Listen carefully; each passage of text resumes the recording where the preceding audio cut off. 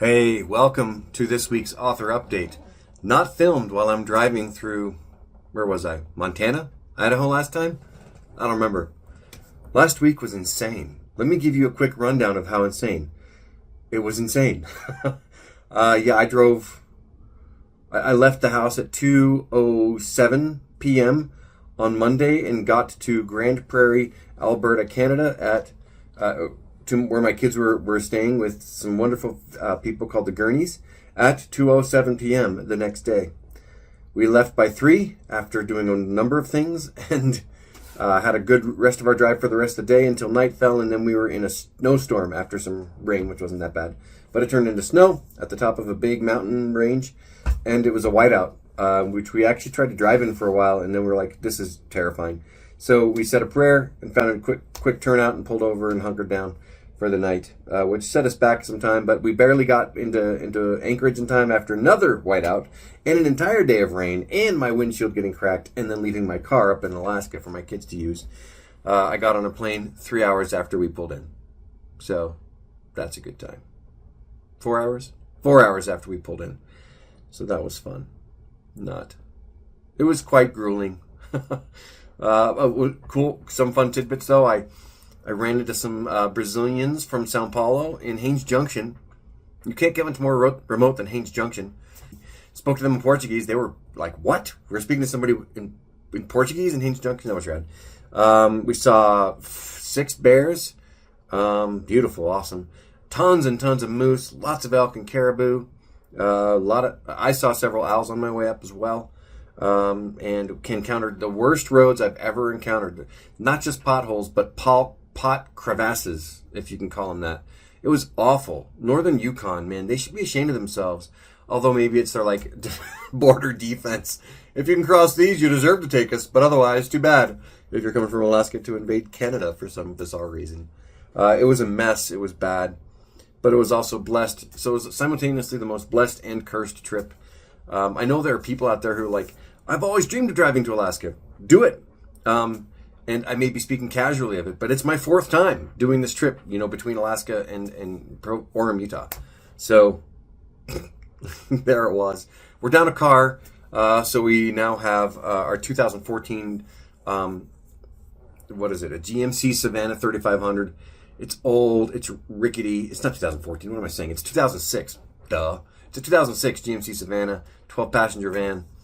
It's old, rickety, and it gets around okay, but boy, it's old, and the shocks are so shot.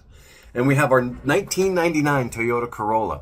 I replaced the shocks with a friend of mine on this thing about 1.5 years, 2 years ago. They're in great shape. It's a good car. It's probably the best car we own now. The car up in Alaska is a 2014 Rogue, but its shocks are shot. It's got a windshield crack all the way across it after a rock hit us right outside of Haines Junction. That sucked. Anyway, it was a hard trip. It kind of fricked my week up. And then also the week before I'd had a birthday and some things around that, an anniversary. So that had kind of disrupted some things. And then, the day after I got back from my trip to Alaska, my impromptu trip to Alaska, I took my wife on an anniversary trip that had been much delayed, which is great. I like Bear Lake. Bear Lake is really quite lovely, especially when there aren't a ton of people in the summer. Anyway, so all of that is my update for last week. It sucked. So my update on my writing career, nothing. Not a dang thing except for continued doubt and now just totally fossilizing in that doubt. I mean, I have been blessed with the opportunity to build a substantial amount of emotional strength. Really, the way I grew up, the only way to survive it in any kind of healthy way was to build emotional strength. And so I am grateful for that awful thing that happened, which will never not be awful, right? You can't make bad things good. You can just become good because of them, because you seek the grace of God and you dig deep and you just keep going. Like Rocky says, life's going to knock you down and put you on your knees if you let it. In any case, I don't know how to not keep going. Sometimes I wish I did. I've tried to quit this writing thing, and it's just like in Brokeback Mountain, which I never saw. I can't quit you, but I can't. So I guess I'll just keep going.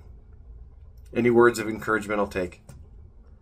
If you know anybody who wants to buy a lot of books, great. If you know how to share books or sell books online, please do so.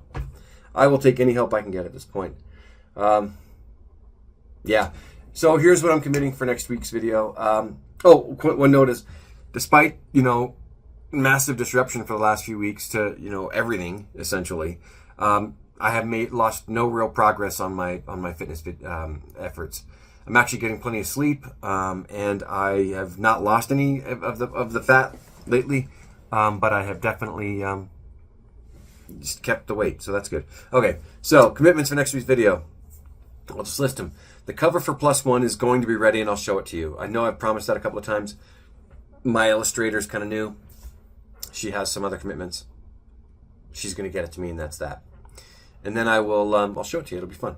+1 will then be published. This is a firm date on May 23rd, come hell or high water.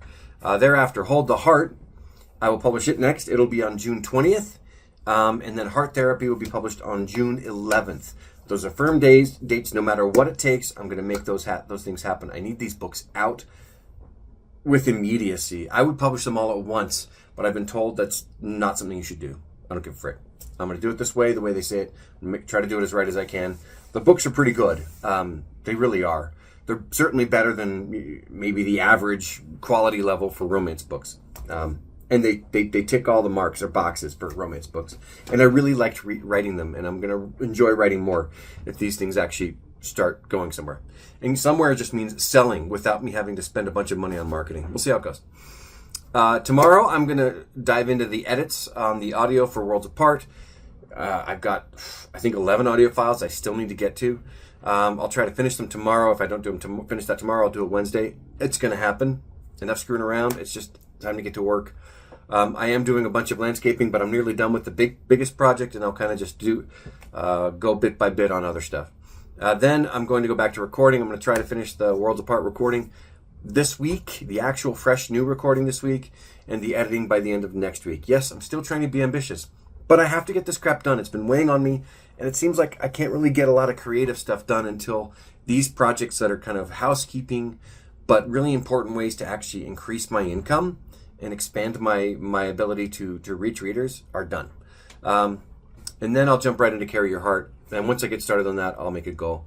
I would really like to have both of these books all done by the end of June, and I know it's been a couple of months late, right? But then hopefully up by the end of July, because they take forever to be reviewed.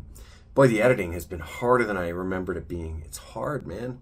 Anyway, I'm also going to start a new project. So I've got this book, Sunlight, this thriller about human trafficking, that I'm really excited about writing, and I'm going to write some notes down for sure. I've had some ideas come.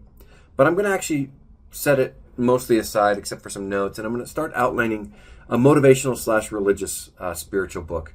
There's some stuff that's been kind of churning in me, and I really want to, I just need to start free writing it and outlining and, ripping apart a bit to figure out what it is I'm trying to say here. But I feel like there's really something that's deep in me that I need to say in some sort of motivational book. There's no question that there's a part of me that still wants validation through semi or traditional publishing. But I also know that the Lord has things He wants from me. He didn't have me grow up in a cult just to have it make me emotionally strong and write stories about it and talk about it sometimes. He wanted me to get to know Him and His Son, Jesus Christ. And I feel like I've done that and have plenty more room to grow in that area, but I feel like there's stuff He wants me to say, so I'm going to get after it. And then I'm also going to work on learning some more about Ingram Spark, Draft to Digital, and Findaway Voices, which I've talked about before. Here's my writing freebie for writers. Creatively, just keep doing things if you're just doing any creativity. Write a short scene wherein Lara Croft, Tomb Raider, raids the wrong tomb. In fact, she doesn't even realize it, but she is digging into the basically the burial ground for where her family pets have all been buried from her childhood. And she encounters them in a paranormal way. You can write it from a serious perspective, a comedic perspective, or both. Try both. It's fun. Don't even do any research. You're not going to try to publish this. If you're going to try to publish this as like an actual IP from the Lara Croft thing, play the video games and stuff and do the research. Don't do what Disney makes people do. I'm looking at you, Walt, or at least the company you left behind. Maybe I'm looking at you, Catherine, and Feige or Feige, Paul Feige. I don't know how you say that guy's name. I haven't read anything really cool lately, but I'll start recommending those as I get more done and as I get kind of back into the saddle here. Today I got to clear my desk, which felt really good. And I, as always, really appreciate you dropping by, watching the whole video. It's a longer video, sorry. And just continuing your own efforts. You are making the world a better place with the work that you do in your family, in yourself, in the world around you, in your church community, your civic community. You're making the world a better place. Even if you don't do anything specific today or tomorrow, you haven't stopped, you haven't given up, you're still making the world a better place. So don't give up, jump up, keep going when you've got that opportunity and that energy. And I'll see you on the next video.